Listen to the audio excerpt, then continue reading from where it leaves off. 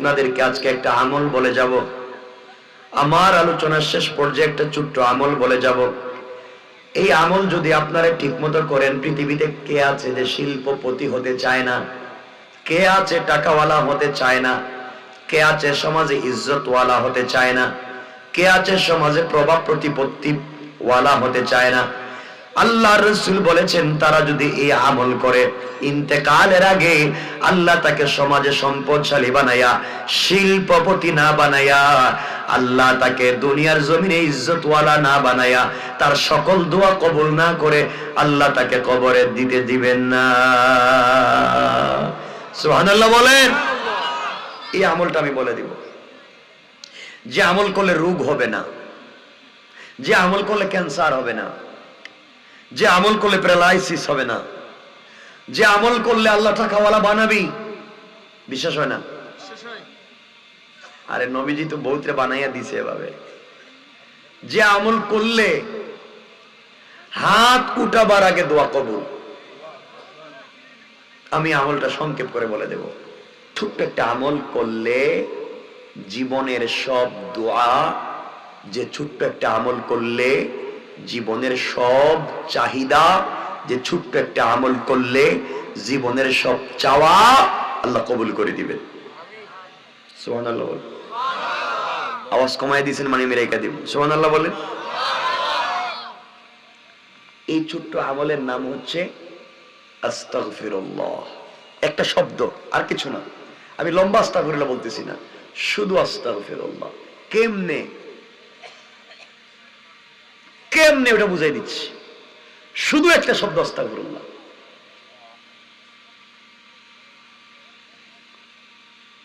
এই আস্তাগফিরুল্লাহ একটা শব্দে কি হতে পারে আপনারা জানেন না, বিদায়টারে কন্টিনিউ করতে পারেন না।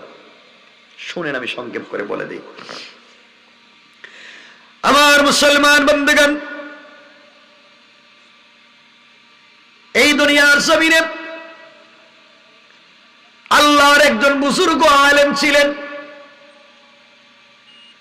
যার নাম ইমাম আহমদ ইবনে হাম্বল রাহমাতুল্লাহি আলাইহি।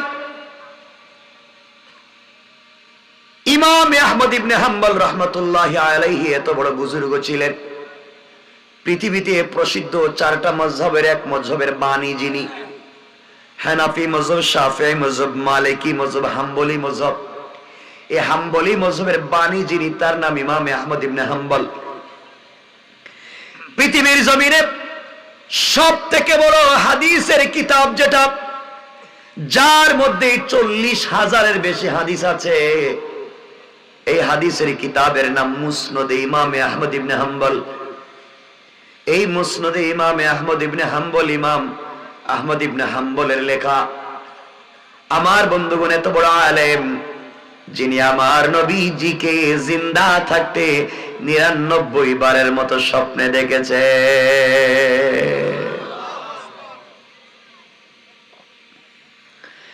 ইমাম আহমদ ইবনে হাম্বল রাহমাতুল্লাহি আলাইহি একদিন হাদিস সংগ্রহের উদ্দেশ্যে,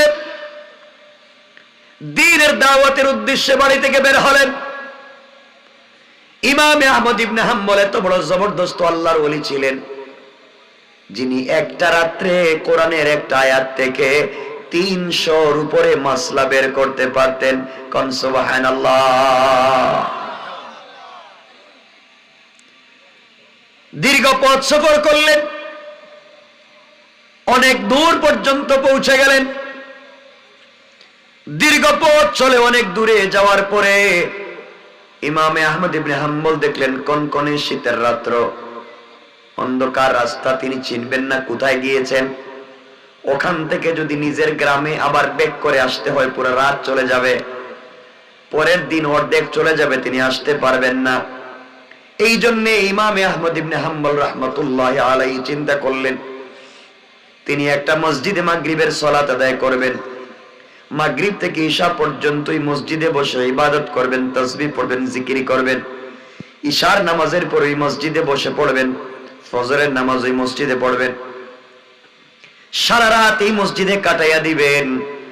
সকাল হয়ে গেলে ফজরের সালাত পড়ে নিজের বাড়ির দিকে বের হয়ে যাবেন।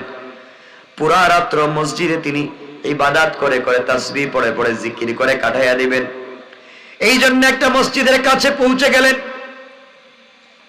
যাওয়ার পরে মাগরিবের সালাত ওখানে আদায় করলেন। মাগরিবের সালাতের পরে মসজিদের ভিতরে তাসবিহ পড়তে লাগলেন, জিকির করতে লাগলেন, হাদিসগুলাকে পড়তে লাগলেন। এভাবে ঈশার সালাতের সময় হয়ে গেল। ঈশার নামাজ তিনি মসজিদে আদায় করলেন। ঈশার নামাজ মসজিদে আদায় করে তিনি চিন্তা করলেন মসজিদের একটা কর্নারে বসে পড়ি, রাত্রটা মসজিদে ইবাদত করে কাটাইয়া দেই। কিন্তু দুর্ভাগ্যের ব্যাপার, মসজিদ কমিটি অথবা মসজিদের কোন মুসল্লি অথবা মসজিদের কোন স্টাফ, মসজিদের ইমাম, মুয়াজ্জিন, খাদিম অথবা যে কেউ ডাক দিয়া বলছে, মুরব্বী কে আপনাকে চিনতে পারলাম না, ওখানে আপনি থাকতে পারবেন না। মসজিদের ভিতরে ঈশার সালাতের পরে আমরা কাউকে থাকতে দেই না। আপনি বিন্দেশী, আপনাকে চিনি না, আপনাকে মসজিদ থেকে বের হয়ে চলে যাওয়া লাগবে। ইমামে আহমদ ইবনে হাম্বল বললেন, বাবারে আমি প্রতীক মুসাফির, আমার বাড়ি আশেপাশে নাই, অনেক দূরে আমার বাড়ি।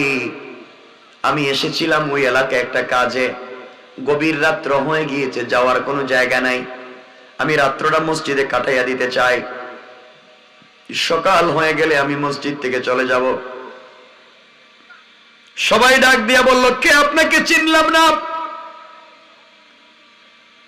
আমাদের মসজিদে আপনি রাত্রে থাকতে পারবেন না।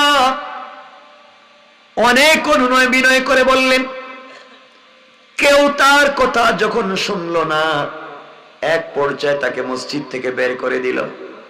বিশ্ববিখ্যাত বুজুর্গ আল্লাহর ওলি রসুলে পাককে ৯৯ বারের মতো স্বপ্নে দেখেছে, এত বড় একজন আলিমকে গর্তে মসজিদ থেকে বের করে দিয়েছে, তারাও চিনল না তিনি কে, নিজেও নিজের পরিচয় দিলেন না। অথচ আমাদের মতো হইলে কত ভাব ধরতাম, টিকিট দিতাম, কার্ড দিতাম, চিনেননি আমি কে। এই জন্য আমাদের দোয়া আজকে কবুল হয় না। আমাদের আকাবিরদের চরিত্র আমাদের চরিত্রে কোনো মিল নাই, এই জন্য আজকে আমাদের এই দুরাবস্থা। হযরত ইমামে আহমদ ইবনে হাম্বল কাদের মধ্যে বস্তা উঠালেন, আবার তিনি পথ চলতে শুরু করলেন। কনকনে শীতের রাত্র কোথায় যাবেন, শীতের কোনো কাপড় নাই, অন্ধকার রাত্র, রাস্তাও দেখা যায় না। দীর্ঘ পথ হাঁটতে লাগলেন।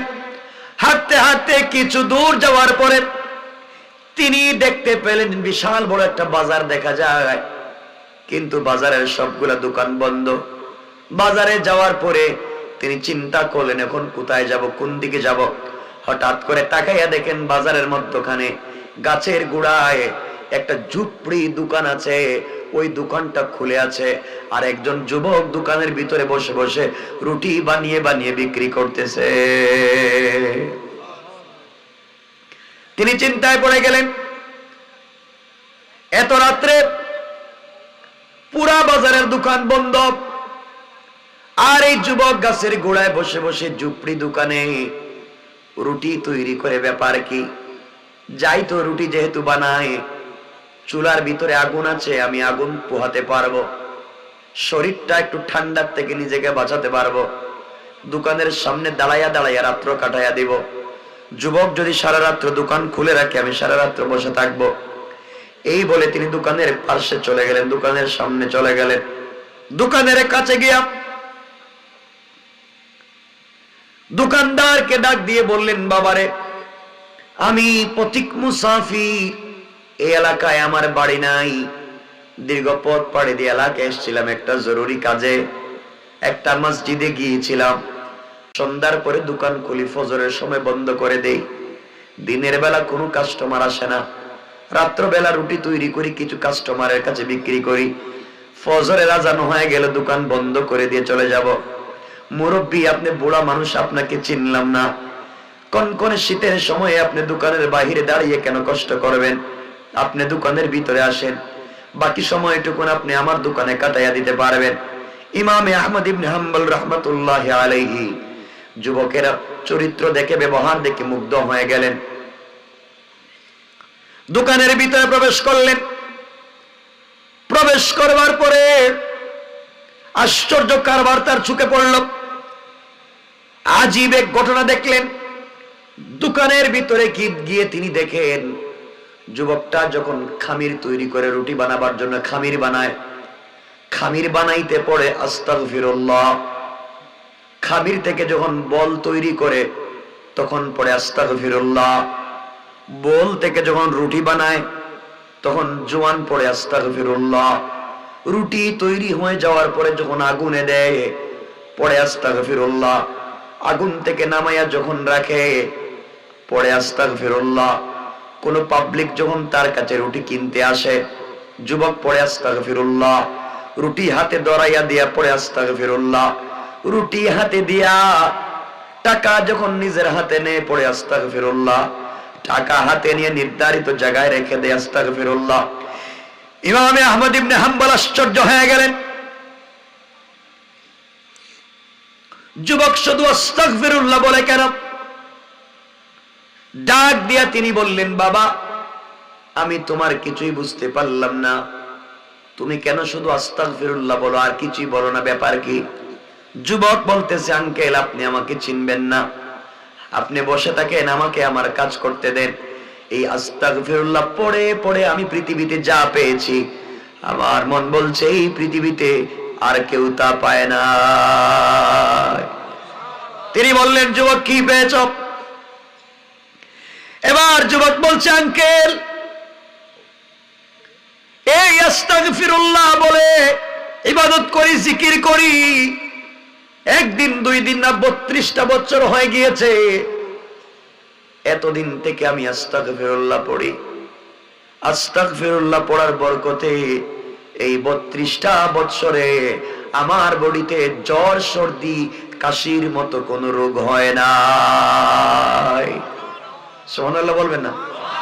জোরে বলেন, আরো জোরে বলেন। মুরব্বী আপনি জানেন না আস্তাগফিরুল্লাহ বলবার কারণে এই 32টা বছর থেকে আস্তাগফিরুল্লাহর জিকির করি, আল্লাহ তাআলা আমার রিজিকে তো বরকত দিয়েছেন। এই ঝুপড়ি করে আমি রুটি তৈরি করি, এর বিনিময়ে আমি আমার পরিবার সহ 50 জন মানুষ চালাই। আমি এলাকার গরিব অসহায়কে দান খয়রাত করি, আমি মসজিদ মাদ্রাসা দান খয়রাত করি। এই যে রাত্র বেলা কয়েকটা টাকার রুটি তৈরি করে বিক্রি করি, এর বিনিময়ে 50টা উপরে সদস্য ফ্যামিলির চালাই, আত্মীয় স্বজনকে দান করি, গরিব অসহায় মানুষকে দান করি, মসজিদ মাদ্রাসায় দান করি। এত বরকত হয়েছে। এত কিছু দান করার পরেও দেখা যায় মাস শেষে আমার দোকানের আমার পকেটের টাকা শেষ হয় না। সুবহানাল্লাহ বলেন। কারণ আমি আর কথা বলবো না, রাইখা দিব। অনেক লম্বা আলোচনা করতে চাইছিলাম আর করেছি, মোটামুটি পুরা কাটায় 2 ঘন্টা হয়ে গেছে, কিন্তু আর কথা বলার স্পিরিট নষ্ট করে দিছে মাইক। আমার এখন গলায় বাতাস টানে, যেটা দিয়ে ওয়াজ জীবনে করতে পারবো না, কারণ বাতাস টানে। আমার মুসলমান বন্ধুগণ কথাগুলো শুনেন। মুরব্বী বলছেন, বাবা বলো। জওয়ান বলছে, আঙ্কেল আমার খাবারের ভিতরে তো বরকত হয়েছে, এত মানুষকে দান খয়রাত করি, এত কিছু আমি চালাই, এরপরে আমার পকেটের টাকা খরচ হয় না, শেষ হয় না। আঙ্কেল আপনি জানেননি আমি এই আস্তাগফিরুল্লাহ পড়বার কারণে আমার এই জিন্দেগিতে 30 বারের বেশি আমার নবীজিকে স্বপ্নে দেখেছি। আঙ্কেল শুধু তাই না, আস্তাগফিরুল্লাহ বলে আমি দোয়া যখন করি, আমি আমার জীবনে যত দোয়া করেছি আমার জন্যে, আমার পরিবারের জন্যে, আমার এলাকার জন্যে, পৃথিবীর যে মানুষ যে কোনো আবদার নিয়ে আমি রুটিওয়ালার কাছে দোয়া চাইছে, আল্লাহ তাআলা আমাকে এত সম্পদ দিয়েছে, এত সুস্থ রেখেছে, এত ইজ্জত দিয়েছে। আমি রুটিওয়ালার কাছে পাবলিক যখন দোয়া চাওয়ার জন্য আসে, আমি হাত উঠাইয়া দোয়া করতে দেরি হয়, আমার আল্লাহ আমার দোয়াকে কবুল করতে দেরি হয় না। সুবহানাল্লাহ বলেন। ইমামে আহমদ ইবনে হাম্বল বললেন, যুবক কি বলো? জোয়ান বলছে, আঙ্কেল এই আস্তাগফিরুল্লাহর বরকতে আজ পর্যন্ত আল্লাহ আমাকে ফিরাইয়া দেয় নাই। শুধু আমার জন্য না, যে মানুষ যে উদ্দেশ্যে দোয়া চাইছে সবার দোয়াকে আল্লাহ কবুল করছেন। ইমামে আহমদ ইবনে হাম্বল চিন্তা করলেন, ও দেখতেছি আমার চাইতে বড় বুজুর্গ, যার সব দোয়া কবুল হয়ে যায়, সে তো মুস্তাজাবুদ দাওয়া। তিনি দাঁড়িয়ে গেলেন, যুবকটাকে জড়াইয়া ধরলেন, কপালে চুম্বন করলেন, নিজের পরিচয় গোপন করে বললেন, বাবা এবার বলো না, তোমার জিন্দেগিতে সব দোয়া কি আল্লাহ কবুল করছে? কোন দোয়া কি আল্লাহ কবুল করেন এমন কি আছে? এবার যুবক কাঁদতেছে আর ডাক দিয়ে বলছে, আঙ্কেল কে আপনাকে আমি চিনলাম না। নিশ্চয় নিশ্চয় আমার জিন্দেগির একটা দোয়াকে আল্লাহ ফিরাইয়া দেয় নাই। আমি আমার জন্য দোয়া করছি, সব কবুল করছে। পরিবারের জন্য, আত্মীয় স্বজনের জন্য, এলাকাবাসীর জন্য আমি যত দোয়া করছি, আমার আল্লাহ আমার সবগুলা দোয়াকে কবুল করছে। কিন্তু আঙ্কেল আমার একটা দোয়াকে আল্লাহ কবুল করে নাই। কি রে বাবা? সব দোয়া কবুল করছে, একটা কবুল করে নাই কি? এবার ইমামে আহমদ ইবনে হাম্বলকে যুবক ডাক দিয়া বলছে, আঙ্কেল পৃথিবীর মানুষের সব দোয়া আমি করলাম, কবুল করলো আল্লাহ। যে যে উদ্দেশ্যে চাইলো সবার দোয়া কবুল করলো, কিন্তু আমি একটা দোয়া কবুল হইতে দেখলাম না। আমার সব দোয়া কবুল হইছে, একটা দোয়া কবুল হয় না। ওটা হলো, আমি শুনছি আমাদের এই জমিনের ভিতরে, আল্লাহর এই সৃষ্টির ভিতরে, এই পৃথিবীতে একজন বিশ্ববিখ্যাত বুজুর্গ আলেম বেঁচে আছেন, যার নাম ইমামে আহমদ ইবনে হাম্বল। আমি 32টা বছর থেকে আল্লাহর কাছে দোয়া করি আর বলি, আল্লাহ আমার সব দোয়াকে তুমি কবুল করছো, আমার জীবনে ইমামে আহমদ ইবনে হাম্বলকে দেখাইয়া দাও।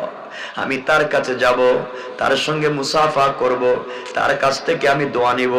কিন্তু মুরব্বী আপনি জানেননি, আমি এত দোয়া করি, সব দোয়া কবুল করে আল্লাহ, কিন্তু আমার এই দোয়াকে কবুল করে না।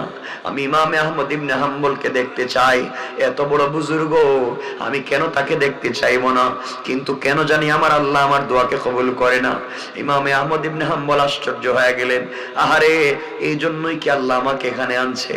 আমার চাইতে তো বড় বুজুর্গ দিকে রুটিওয়ালা হয়ে গেছে, আস্তাগফিরুল্লাহ পড়ে। এবার তিনি বললেন, যুবক রে, ও যুবক, তুমি দোয়া করেছো ইমামে আহমদ ইবনে হাম্বলকে দেখবে, আর আল্লাহ ইমামে আহমদ ইবনে হাম্বলকে নিজের বাড়ি থেকে বের করে দীর্ঘ পথ রাস্তায় সফর করাইয়া একটা মসজিদে মাগরিবের নামাজ পড়াইয়া, ওই মসজিদে ইশার নামাজ পড়াইয়া ইমামে আহমদ ইবনে হাম্বল সিদ্ধান্ত নিয়েছিল ফজর পর্যন্ত থাকবে। কিন্তু আল্লাহ তাকে মসজিদ থেকে বাইর করাইয়া দিয়া, ঠান্ডার ভিতরে সফর করাইয়া, অন্ধকার রাত্রে তোমার দোকানের ভিতরে আইনা, তোমার দোকানের ভিতরে দাঁড় করাইয়া, তোমার সামনে খাড়া করাইয়া, দাঁড় করাইয়া আমি ইমামে আহমদ ইবনে হাম্বলকে বলতেছে, তুমি রুটিওয়ালার কাছ থেকে যেন দোয়া নিয়ে যাই। আল্লাহু আকবার, জোরে বলেন আল্লাহু আকবার। ও যুবক, তুমি যারে খুঁজতেছো, আমি তো সেই ইমামে আহমদ ইবনে হাম্বল। আল্লাহ তোমাকে সফর করায় নাই, আমাকে সফর করাই আনছে।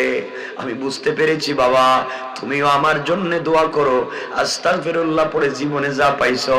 আমার নবীজি বলতে লাগলেন, কেউ যদি আমি রসুলের নিজ হাতে হাউজে কাউসার পান করতে চায়, আমার গুড়ার পিছনে পিছনে জান্নাতুল ফিরদাউসে যেতে চায়, কেউ যদি মরার সাথে সাথে জান্নাতের সঙ্গে কবরের সম্পর্ক চায়, সে যেন আস্তাগফিরুল্লাহ পড়তে থাকে। সুবহানাল্লাহ বলেন। এরপরে অনেক লম্বা কথা, অনেক লম্বা, সেটা আর লম্বা করব না। এরপরে কেমনে ইমামে আহমদ ইবনে হাম্বল যুবকটার সঙ্গে কি আচরণ করলেন, যুবক পরিচয়ের পরে কি করলো, ওগুলা সব বাতিল রাইখা দিলাম। শুধু বললাম প্রথমে সামাজিক অবক্ষয়, এরপরে বলছি বেঁচে থাকার পথ পদ্ধতি।